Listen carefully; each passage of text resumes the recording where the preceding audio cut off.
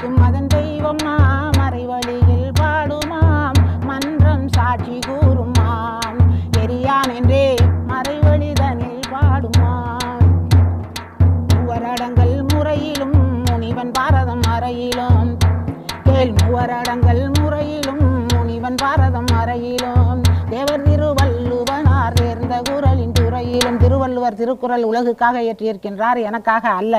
இந்த குறளிலேயும் மன்மதன் எரிந்தான் என்று தானம்மா சொல்லுகின்றார்.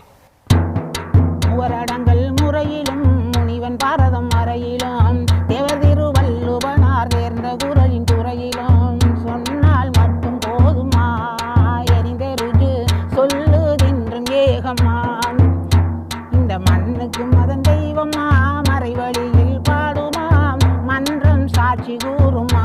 எந்த மன்றங்களிலேயும் ஆதாரம் இல்லைம்மா. உங்க மன்மதன் எரிந்ததற்கு எரியலேன்னு நீங்கள் வாதாடுறதுக்கு வழியே இல்லை.